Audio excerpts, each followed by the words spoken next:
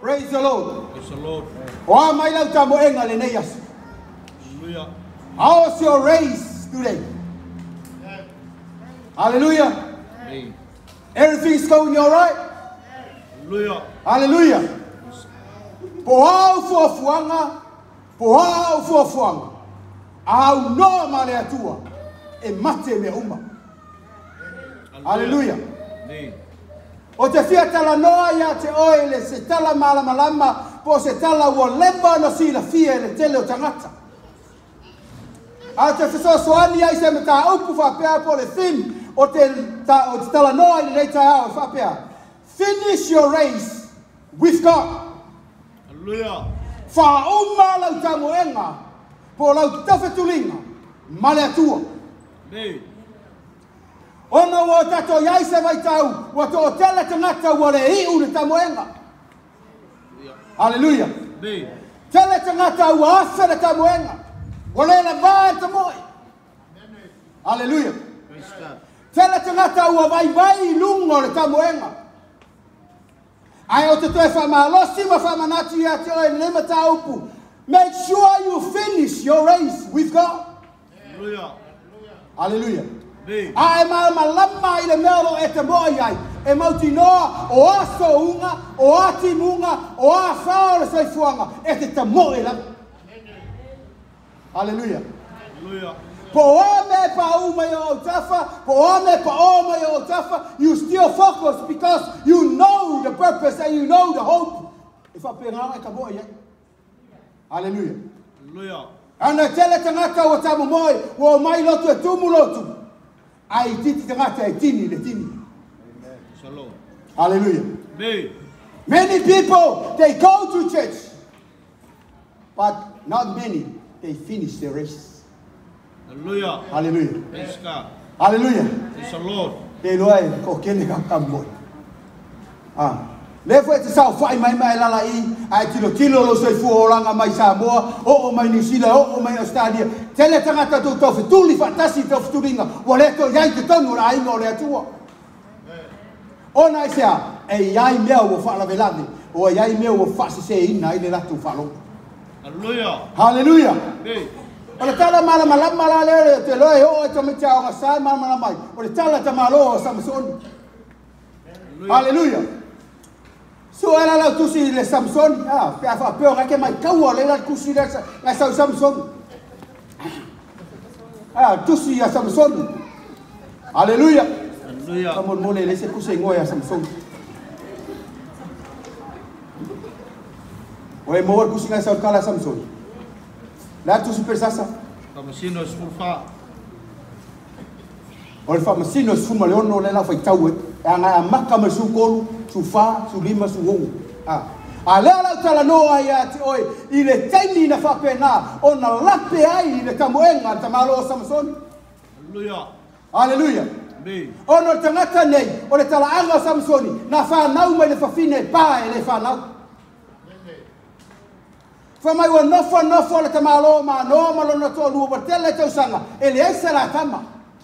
Faali lo yai la ngelu o le atua, whamai o le a whanau mai a te oe le tama, e whai mana seri o le atua, na te whaola I lona nu. Hallelujah. He is a deliverer for his people. Hallelujah. Amen. Amen. Whanau mai la kala Samson, e whamai conditions ka whai e le atua ki ngā Samson, au ngai koe imu se wainga, hallelujah, au ngai koe aise me leanga, ia whainga kama ngai lo mangava. Ai a tupu mai tama, e iai whai ai inga le atua na whai tama, awana I o se sele ino na umu. Hallelujah. Hallelujah. Praise God. Ai mama ai fa mai tala tu spaya ne Jeremia mai. Nai tato tu tono manawa tatina na fili mai oe le atua. Hallelujah. Hallelujah. Amen. Te lo te alala maneta yao. O oe na tu tofi mai le atua. Praise God. E te lai sau le lalolangi na fili mai oe tu tono le manawa lo tina se tu lo le neta yao. Praise God. E fa pe na filinga tamalo Samson. Fili mai, e lei loa Samsoni, le mafuanga o le awhanau ai, au o matua o lona tina. Hallelujah. Ana sila fia e le atua. Amen. Hallelujah. Praise Praise the Lord. E te alala mai nei tai au. Aleluia. Ngā sila fia le atua e airo wao ngā i le ngaluenga le atua. O leo ngā kangara Samsung. Aleluia. Se e koe au mai a le ngu o isa au lenga fupolonga ia Filiskia. Fa se furkau sanga. Lai polonga isa elu lalo te inga Filistia. E wha mai. Se i wha ngau marakamalea e alu e koe au mai. Hallelujah. Menga wha mai. He is a deliverer. Amen. Kasi ngai vaenga o le mission e Yesu le fufio du mo fenga info. Ale kusi lima ya ile atua ya Samsung. Hallelujah. Amen. Amen. Hallelujah. Abe sa pati mo le atua le nei kai. Praise the Lord. Que sira foi foi fa, la tato foi tau fa wa se yo le fai un. Le au e fa fonga mai fa longo. Ile tangata na fa nau ele atua e iai le fa moe ele atua i lona soifua. Hallelujah. Hallelujah. Amen. Ai fa mai wa o fa toa umai ile mea. Na fa pena na alu Samasoni ma ave ia pa i lungo mauma. Ai sa wai miti ma fine le o oi. Talila. Ilaila. Ah. Fa mai o fa fine le, o fa fine talitani. Ai fa mai, o fa fine lea, na manaolo ia Samasoni, wa ave, wa banga ia ilo noloto. Hallelujah. Hallelujah. Au au tuo le nei aso. Hallelujah. Fa uma, finish your race with God. Hallelujah. Amen. O i na fa pena ona le uma ai le tamoenga Samasoni, mua, wa esele me ave ia ilo noloto. Hallelujah. Hallelujah. Amen. Wa esa le tangata e te tawa iailo na loto. Praise the Lord. God. Tasile nei fa fita auli le tele lau Cristiano. Wa esa le me ave iai loto. Ai fa mai te malo Solomon. Ia sili ona lo leo ina lo loto. Ile leo lo ina seisi lava mea. Hallelujah. Hallelujah. E ma fai nga leo ina ukupe. E ma fai ka ngoloka lau bank account. E ma fai nga kango leo la fanga. A ale fai nga leo inga lo loko. O le mea piko sili nga ma fai. Hallelujah. Hallelujah. O le fai mai le tala tuspaia. O le loto e tupu mai ai le amio. Hallelujah. Amen. Mele kupu ya Samsung. Wale ma fai e Samasoni. O na leo ina le na loto. Sui lo malana amio. Amen. Praise God. For mai wakau ya kalila lona loto uma. Amen. Ai ke lona nga luenga kalila nga fai il mele. Mai o aso uma. Ai ke ro fa pala mai everyday necking, o upulele necking. E faka wa ngau. Amen. E vili kaya ya mo le mele ko kongo loko Samsung. Ke lo, that's the attitude of the devil.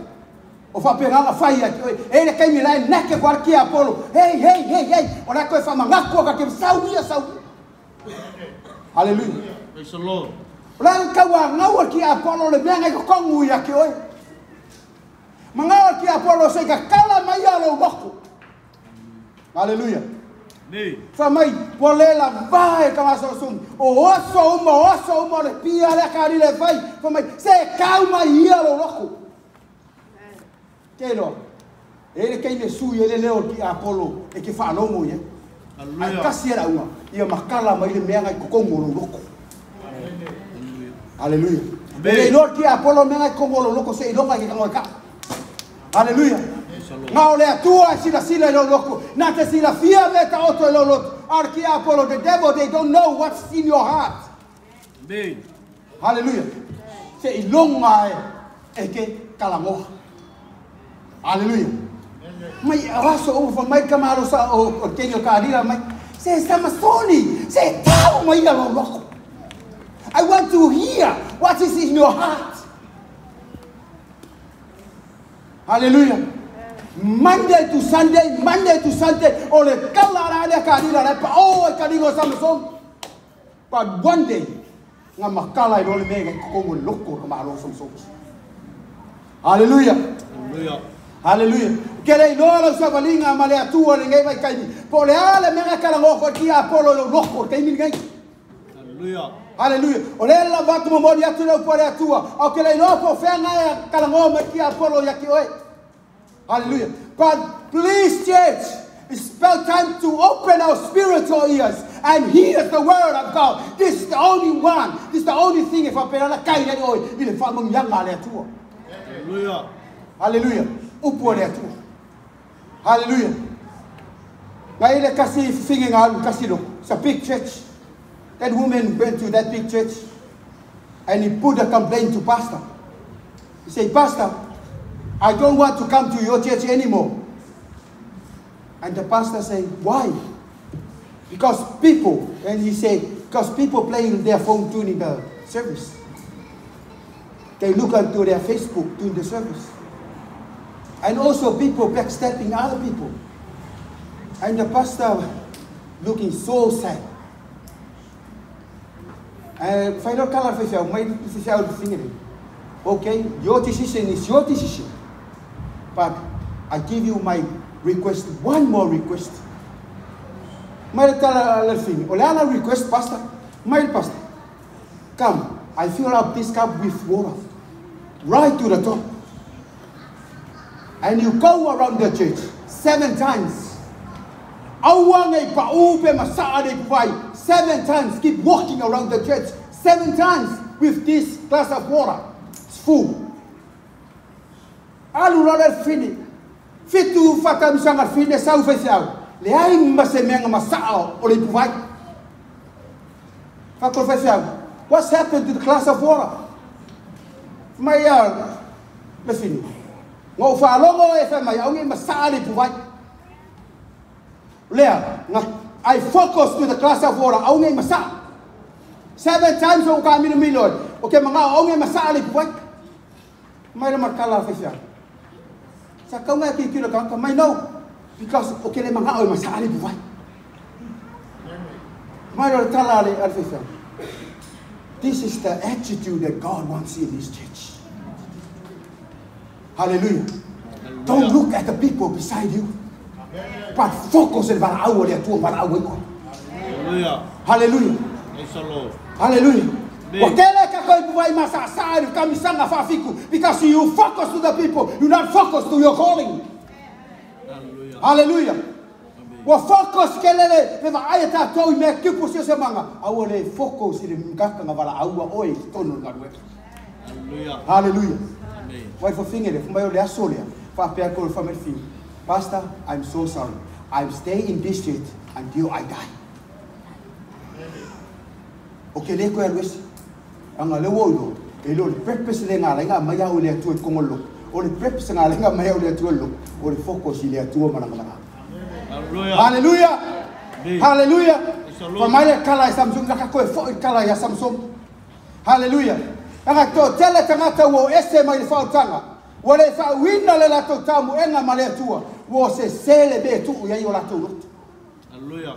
Kadot malo Paulo mo moti mo te fa mo se yo le lua.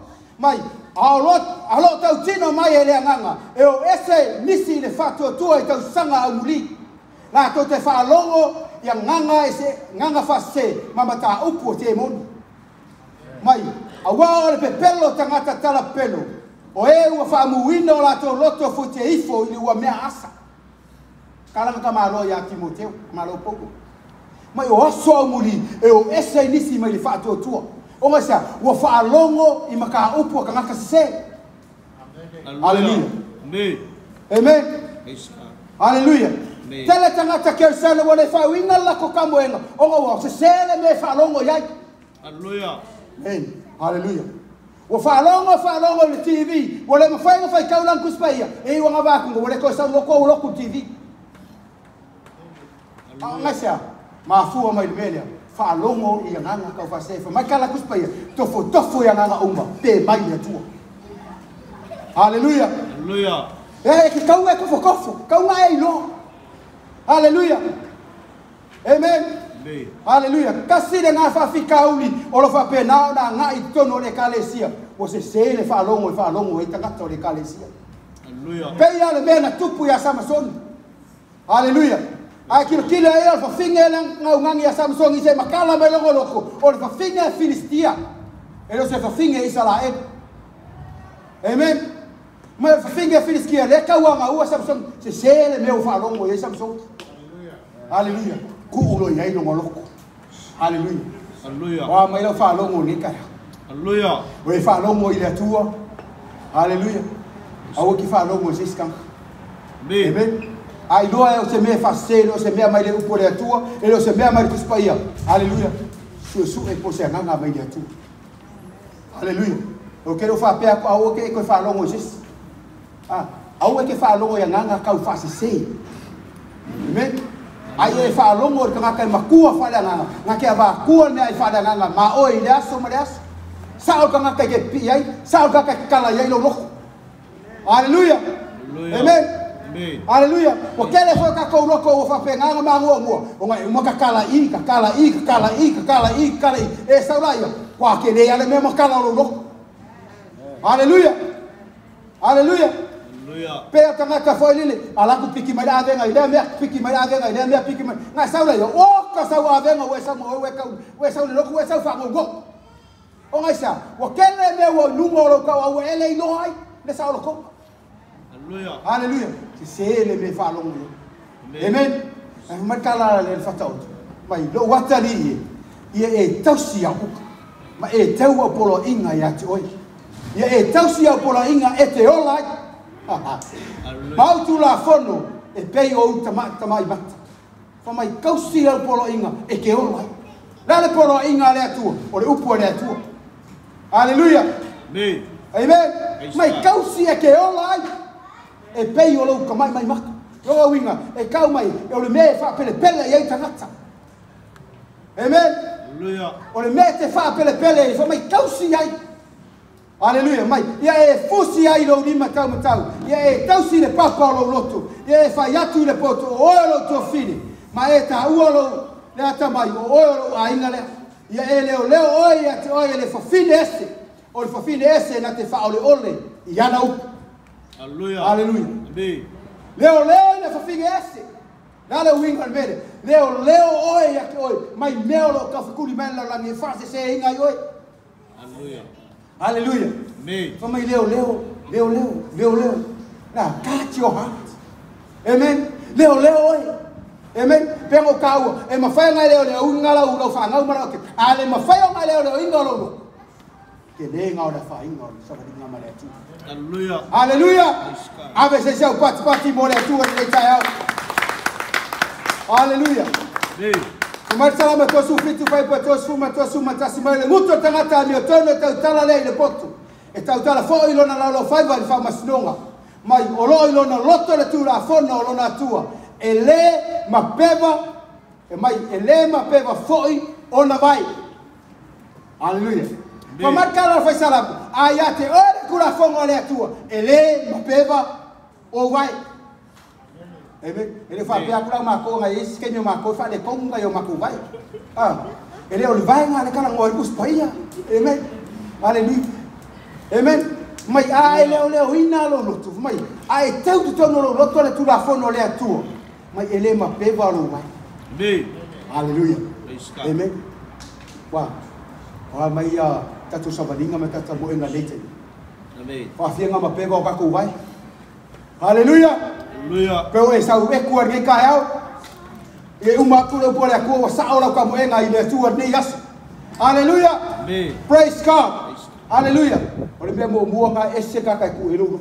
Me no ngaru e renga le uma ka mo enga tanga. Ole i lor fa alinga le tu na vatu ya te. Amen. Pai tau lu tala le Samsoni. Fa mai inga wa uma makala le loko Samsoni wa kau mai akeia. Wo okilo ngau. Ona sali ese lea mo ona mata. There's no more vision. Wale loa le ba ai. Wale loa le ba ai ka malo Samson. Amen. Ele ma fai o ka mo ese kasi e anu ka waso e ka una kingi. E ai le suluai e ai fai ke wala kula ku se sele ala di ai. Ona sa wale loa le ba ai. Hallelujah. Hallelujah. Amen. O le aso se tangata faoleina e ia ia le vision sa le atua na ave ia. Shalom. Amen. Hallelujah. O le vision lea e au ngai faonga mo le malo le atua. Fa mai lo kaimi le o le loa langa vision. sai kia ilo makamaso ai ku le far puipu haleluya ave o ye wolok haleluya o le kaimia le lo ai le vision se por fa linga le atua ilo wolam o le kaimi foi ngai esen me ki anga ia ngai haleluya haleluya haleluya amen church amen o le kaimi ka ko kele ilo ai le fa linga ko le ilo le fa linga le atua e ese lo le me kai ka inga ia oi wo ese le ala ki alu ngai ia wo ese le me ki fa longo ngai ia wo ele alu ai ile menga bala au ile atua e fa ka amen amen ma o le ilo le ba amen o ngai sia me o ku fa ka va ka ngaka o ku fa ole ka ngaka me fa ta o ton mai o no va ai atua ile le ai le ye fa ngofie no o ilo ai le o tau le tasta ma o le ai so na ba fa haleluya marcala fata o tole fitu fai upo fitu fa mai ona over ai lea ye fai mo fie na o ilo o tau le tasitama ele ai so na mafofa amen kasi le ngai me fa fika o onga o lost there lost ka ko memories ka ko le do ka ko mafofa se tu lo haleluya wa le mafofa to wai le bala au le tu o sia o upu fa ka va ka maka haleluya amen nee o me tau fa se haleluya nee haleluya fa mai le festa lima mai awana e fa se ina to o stangata e upu fa tau va o me ia o mai ai le to sao le tua ye fa alongo ngata haleluya la ko fa ka e festa lima fa puono awana e fa se ina to o stangata e upu fa tau va o me ia e o mai ai le to sao le tua ye fa alongo ngata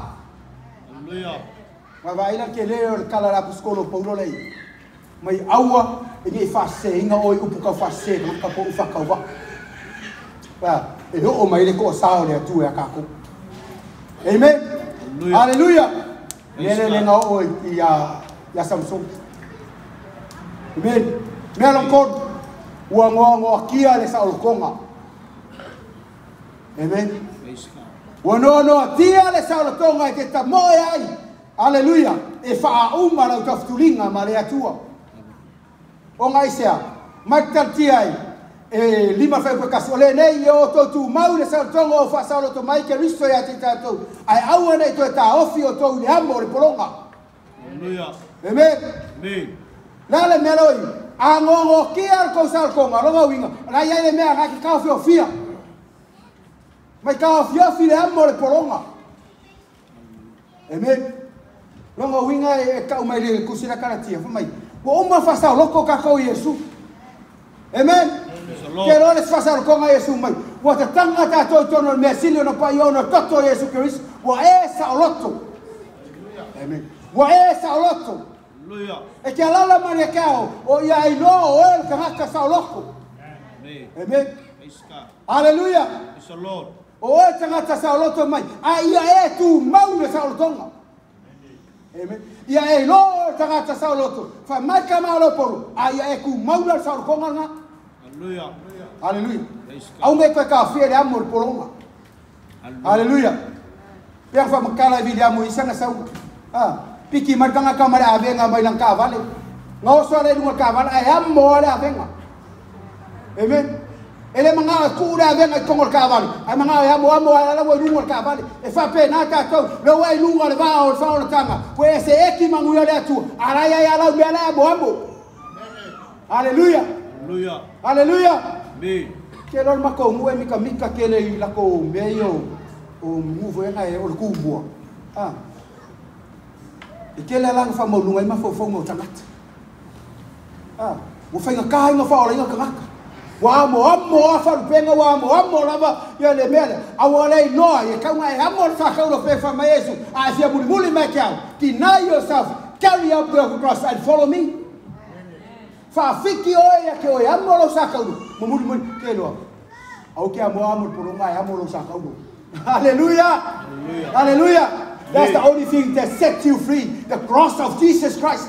haleluya haleluya amor sa kaulo Yesu ya so fa so au ke moa ya nisi mea amen haleluya haleluya amen Hallelujah. Praise the Lord.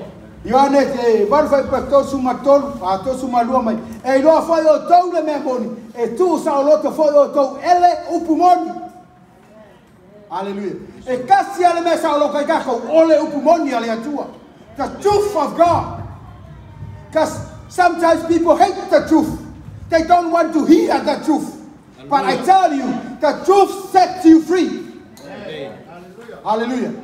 E discipline o kako ole akua. Ke ama kungoa mano pakua. Ai fo i kua. Ale fe mai, ia e loa le upu moni. O mai kusa o loko oe le upu moni. Hallelujah. Mai ona tali mai le lato ia te ia o matou nei o whanau a Aparamu. O lea, mai ele I whai lava I matou mapolonga se tas. Pe whawhewhea o nei whai mai. E tu sa o loto oto. Kasi le ngei mea le whai kalalisa la elu ma whai a Yesu. Le whai a ku Yesu. Au kama whasa o loko e. Ki sa o loko a kire lava. Wha mai whangaisa. Ei, o maa kou whangaunga a Aparamu oso whengai kuai. Hallelujah. Hallelujah. Praise the Lord. Kasi ringa I mea le polonga I ka koukanga sa mua se tulo to pa ia mo to sa mo whainga. Hallelujah. Amen. E ngā whai akua, sau ia Yesu, mei ke nei Lord makai le ngehi. Nei whamaruru watu I swafa. Ai aua nei a vea ma me te tau fia, lo Lord sa o tonga o whasa o loto I oe Yesu Keriso. Hallelujah. E tā ua ma tai te tonga o le kālesia. E tā ua. Ai aua ni a vea ma me ta ofia lo nau I whaatini lau ta moenga ma le atua. Amen. Hallelujah. E a wha mai le tala Yesu, mai o tari a te Yesu I rato e moni. O a te whai mai a te otou, se a se e whai a leanga sala, o le polonga lea leanga sala.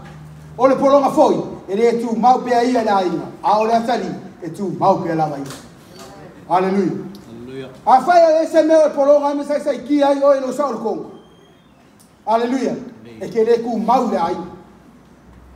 Anga le whai mai tala Yesu I. O le polonga e le tu mau tono le ainga. A e tu mau tono le ainga. O le atali. E tu mau tono le ainga. Hallelujah. Hallelujah. Amen. E le wala au tatou e le tu e tatu polonga. E le wala au le tu e ati tatou te nofo pe I lalo o le amo le polonga. Amen. Na au tatou ele atua, ia tatou mai e enjoy le grace o Yesu, na mai e Yesu Keriso, ia tatou loa atili ai o ia. Praise God. Praise the Lord. Hallelujah. Amen. Fa mai tala tu spai ai I. Kasi ngai me le ngale umaka mo ngaka ngaka. E me ngo strongholds. Hallelujah. O me fa ala be lambe lo sa vadinga. Famai tala tus pa ia pe ka fai kau le tusina tato ia le tusia. A famasino su ono duas fuvano tos furai matamata ia. Famai was wa ole taimi fa fia ila Filistia. Mai o nga o fai paki, mai fa klo Filistia I ali o fili kupu mari fis. Se o mai ia sama songi se ka ko fia ai. Taimi na la fa pui sama songi no tia, no na sa o tonga. Wa mai stamo Samsoni. Mai lo Samsoni I tangata na taitaina sila ila tuspa ia. Fa mai. Fa yatu ia Samsoni le tau le na ia taitaina o ia na 5 tau anga van. Taitai ia me ngo pilas. Po tu. O le marmalo o Filistia. Temple of Philistine. Mai na taitai le mai ngalo ko pipi ia ia. O le taimila wa mata to ta tupula. Le ulu Samsoni. Hallelujah. Hallelujah. Fa mai o taitai o ia o whalangolango Samsoni I mei o pou po pile so le fale po malo a Filistia. Mai o lana tala Samsoni mai. Ona wala au leo Samsoni a Iova. Lea li ie Iova ia e mana tua mai. Ma e fa malosi mai. Fa mai e fa malosi mai. Tau lava o le nei to e mea. Lea tuai ia o tau I masui fatasi ia Filistia. Ia o mata e luo. Hallelujah. Hallelujah. From my God, I always am a song in that too. He lost his vision. But you know what? The mission is still stuck in his mind. Hallelujah. Hallelujah. Well, lost lang abay. Ali misiyonga lang nga senda ile ku fa umakia ya Filistia. Like ko kong la bolong mafau mo long olok. The mission. Hallelujah. Amen. Hallelujah. Praise God. Sometimes we lost our vision, but don't ever lose your mission. Amen. Ole mission Samson for mai. Ole toi mele nei le tuai. Okay, ai oia kwai ya ki oi. Se ia lo for mai. Mai ke mi danga pipi ya kama lo sama sogi. Lo lo da lo pauia. O pauia. O lai ho lai fale ato. Hallelujah. Let no fire to no strongholds. O mea lo ho lai temple a Filistia. Mai nga pusa sama songi solo mai lalo. Hallelujah. Asa mai tala tuspa ia mai pe tolu wafe tangata la fasiokia i. Hallelujah. Mai kanga sa ngo fo el pico lungo mo sili tangata le feoti le atolea. Ilo tangata fasioti Samsoni a ola. Hallelujah. Hallelujah. Because of his mission. Hallelujah. Amen. Because of his mission. Do you know your mission now? We all know our church mission. But your personal mission. What is your mission? Hallelujah. Amen. Hallelujah. Praise the Lord. Pero lela umani o langa kere loa la mission na maile tu ya le loa ya kia. Ale mission ne ngai loa le Samsung. O le mission for my kai o Samsung. Le tu wai. Give me more strength one more time. Koe pau lava nei toi meo ke ai oia tu ai le atua ia koe ongo walei loa lau wa ai walei loa lau whaalinga. Lost my vision, but this is the one thing I cry out to you, Lord. Give me more strength to destroy this Philistine. Hallelujah. Hallelujah. Mga la pusa sa masomi feoki nga mo ki Samson. Hallelujah. Amen. Hallelujah. E loa whanau le atua ni kaya. Whamaikala ka mahalo pau. Ia Efes. O le nei. O hauna no tia o no leli. O te ai o yatu o tō ia sa mawali ia tusa ma le wala au. Ua wala au ina ai o tō. Ma le loto maulalo lava ma le anga malu. Ma le ono sai. Ia o tō wha pale o le tasi ma le alofa. Ia tamo whai o tō una ka ofi o loto ngā tasi la le anganga. Ile no tanga o le file mo. E tasi le tino, e tasi le anganga. E peo le wala au ina ai o tō. Ile wha moe e tasi. Hallelujah. Hallelujah. Hallelujah. Amen. Te re kasi le wha moe wala au ina i ka kou e le atu. Hallelujah. Ia ka kou kingi uma le ola e wha wha. Hallelujah. Amen. Ia ka kou kingi uma le ola e wha wha. E le i wala au o e le atua. Ia e alu se oli. Amen. Amen. Ona tele tangata o la o loko e lo kalikongo e se oli. But I just remind you this morning, hell is real and heaven is real. E mongi se oli, e mongi fo i le langi. A whaia le eise se oli, e lei fo se ki a Apollo. Hallelujah.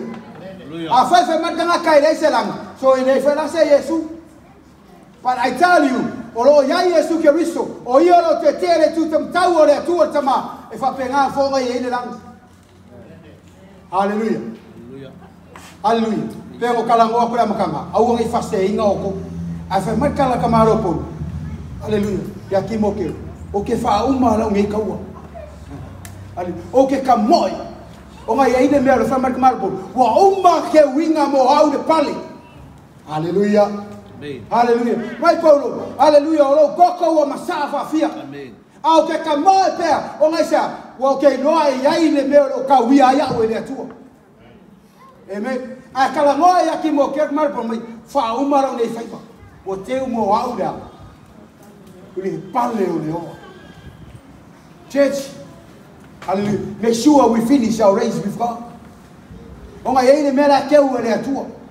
Le ke savari la logei e ke kinga ina la logei e ke kinga ina logei ale fa mai le atua. Ei, pastor lo pale le. I already set a ground for you. Hallelujah. Don't give up. Hallelujah. Make sure you finish your race. Hallelujah. Hey, can you fa longo fa mai le tua? I'm here. I'm here. Mai le olo yai lo wanga so so hangi lo vai.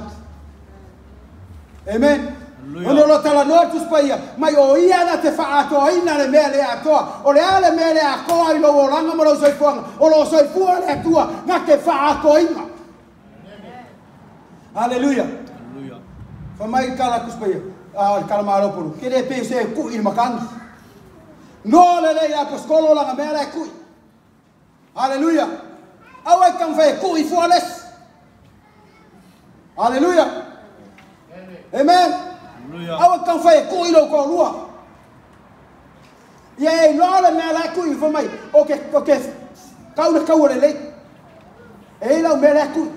Olha, ku ki Apollo. Hallelujah. Saya kan ku ki Apollo. Ai awala sa ki Apollo kan mili per me kupu ya Samsung. Moi vai o kabila. Hallelujah. Ngala ifo, wa ise malos. Amen. Hallelujah. Ese lo le me que moi ai. E que ala ifo wa ise malos. Ai fa man kala kamalo le kuspaye. Mai nga moi vai o kabila ka Samsung. Kan ngolo kabila kope malo kingolo. Hallelujah. Onga sia, o ese me tu ya lot. Ora ka moenga mara ka moe. Ele fai mo fi. It's not easy. Hallelujah. It's not easy. I fanga sanga peke a ese konga. It's worth it. If you climb mountain, you face storms. I tell you, it's worth it. Hallelujah. Amen. Hallelujah. Are you okay? Hallelujah. Are you okay? Amen. Famakala kuspaya. Ia fahi u lo faiva. Amen. Ia ke ole loko fa pengari ni kaiau il per kala la puskolo pau. Makala o ke fahi u lo ngai faiva. Kaya kilo ia faingo kala la puskolo ia ki mokeu. Isa like a person with quite excited agamalo ile meo le amu ma ia. Hallelujah. Ai lor ka walk ya kulo we mai fa mai. Ia le hatu wai. Wa makanga elo se awa makabara wale atua fai fa finge kupega il pe all I want. Hallelujah. Ai awa lo ba ko kau o mingi na wa ba fa ia tu wai give me one more straight. Hallelujah. Na ya awa kabara wale atua ku umea la langi anga yai me la ke mo o langi sidia. Hallelujah. Hallelujah. E sidia ku me la ke o langi no ngeme. Hallelujah. On tala tous paye famille et que ça va les aulo. Hallelujah. O ma kaou et que ça va les ya mele ça va les kako mais perfume de ça va les kako. Hallelujah. Hallelujah. Nga mele e que ni mapé vai lo vai la wal. A tala tous paye mais ya ole lang o me fola yo et que ça va les ko me sami ki wa. O me nga ke mo oi. Pa fai que le fa vai lo ka moenga. Pea fai ulo fai ma fatasi male atua. Hallelujah. O mea nga keu fa makara por se le ai o ele mea lo keu mo. Hallelujah. Se kala lo lo au le atua pea pa peke no o ele me keu mo. Hallelujah. Hallelujah. Kalia oi. Pe kalkong lo por atua lo por atua. Hallelujah. Hallelujah. E ele mea lo keu mo kako. Hallelujah. Finish your race with God. Fa umaro ka mo enga fa tasi maleatu. Hallelujah. Pengo ka ua peke. Ai ese me ngo ki ai lo sa ko. This morning is your morning. Hallelujah. Hallelujah. Ai ese me fa penga o nga banga ai lo loko. Wo fai maponga I o lo sa bani. Por ka ya o ngei o lo ka ya. Por ka ya o ko ka ku. Ka ya o ko fa fo. Amen. Hallelujah. Ai foi se me fa penga o nga nei no ai le ai fa le nganga e ke no ai le fa moe o umang sa ngia Yesu Kristo moe. Hallelujah. Por kaya o ngia o ka ko kaya. Amen. Hallelujah. Por kaya o ka kupu ai ma ko fa ai o ta to langa mo le atua. Hallelujah. Praise God. Praise God. A fai foi ese me o poloka ai la ka moenga o le fa hi o lo fai. Mo ese me o a vanga ai lo loko o ese me a ese lo ma fa ma para au le atua. Kako kufa kasi rumo le ngeka ya. Faka kako rumo le fo le fatu lo le tua. E so so mai no na nga o ta. Hallelujah. Tatu lai mai